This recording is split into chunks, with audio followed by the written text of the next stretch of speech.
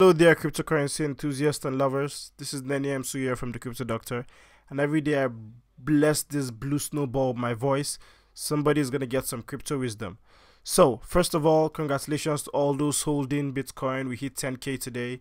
So, chill out, enjoy, grab something, juice, beer, whatever you like, and enjoy that drink. So, first of all, let's talk about the Bitcoin. Now, looking at the chart like this, it looks beautiful. Like the price is just moving up. But what do we need at the moment? People are saying we need some correction in the market. What do you think? So a correction in the market, if I zoom out, you can see we literally just went parabolic. Sorry for the excess lines, I'll take them out. So people went parabolic. Now before I get down to talking about technical analysis, now there's been a bit of talk about technical analysis or technical analysts in the space of late, and we don't claim to know what happens, but we just try to implement the psychological aspects of what we understand with what the charts show. Because just look at these price actions as somebody pushing the button, somebody buying and somebody selling. So if we understand what somebody is feeling when they buy and sell, we could help to understand what technical analysis is saying. So that's just what technical analysis is, and it's just a tool to help understand the space or help understand the trade, if you might say that. So let me get down to what I want to talk about. So the price of Bitcoin, where we're up here and we hit 10K, though it's not showing on this chart, but we hit 10K, and it's been a long run since we had a clear enough correction. From here we literally just went parabolic. Now we're expecting a correction, but the price could still keep going up. But what could be the reason why this price is going up? Now I could attribute this to what we call the CME. Now the Chicago Metropolitan Exchange, I think as it's called, plans to manage and add Bitcoin futures to its trading. So they plan to add Bitcoin to their trading platform, thereby opening Bitcoin to bigger financial money coming to the market. And now as you can see, this chart, it talks about the Bitcoin mania, and right here was when it was announced that Bitcoin was going to be added to the Chicago Metropolitan Exchange, and you can see the price run up all the way since that time, non-stop, because people are expecting this to be very good for the market, as it's going to mean institutional money coming to the markets. Thereby, why should I sell my Bitcoin at 10K when we could just see it go all the way to 15K? And prior to today, I was thinking 15K, but I watched this video. Now, looking at the blue line, this is actually not the flat line. This is actually, in retrospect, in perspective, gold and its growth. You can see it's pretty flat here. It's actually growing by about 12% year to date, but really it is nothing compared to what's happening with Bitcoin.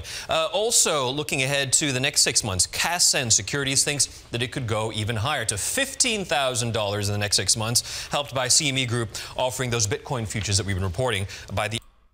So, as you can see, they said it. I didn't say it. 15,000. I was thinking 12,000 because I kind of made a poll on Twitter talking about this same thing. But 15,000. So hold on to your Bitcoin, guys. Or should you hold on to your Bitcoin? Now, what could be the possible reasons that could make the Bitcoin price crash? Coin market cap, $314 billion. So congratulations again. Every day we have a new high. So let's go into Bitcoin and let me show you the charts on coin market cap for the Bitcoin growth so far. So a possible thing that could lead to the fall in the price of Bitcoin, or the correction we've been waiting for this long, could be what the whole market is saying, the hark. So we had the Tether hark of late. So if you generally don't know what Tether means, this is what it means. A Tether is a cord, fixture, a flexible attachment that anchors to something movable to reference points which may be fixed or movable. Now all it's saying is that the tether we have in the cryptocurrency is the USD tether, or the US dollar tether, which then just means the US dollar is equivalent to $1. So the USD tether is equivalent to $1. So when you're trading in cryptocurrencies, what you do is that if your Bitcoin is high, for instance, at 10,000, you feel it's going to go down, you could sell your Bitcoin to Tether instead of sending it to your bank account, and then you hold that Tether in that 10,000 if you hold one Bitcoin, and then when the price of Bitcoin corrects, you could buy it for 10,000 using Tether, and Tether doesn't fluctuate because it's supposed to be pegged to the US dollar. So, but we had the hack on Tether from Bitfinex, and Bitfinex has been going under a lot of scrutiny of late about the Tether hack, and people are now speculating that, comparing to the Mt. Gox hack we had back down here, where the price of Bitcoin generally just went from like 1,000 to back to hundreds and just flatlined before we had this movement, which is generally how we explain the bubble to be. The top popping, eventually it's coming back down, and then we have a spike sometime later again. So people are expecting that this might be what will fix this cryptocurrency bubble. If it pops, it will pop maybe due to what? This reason right here, being that exchanges are going to get hacked, or the Tether hack.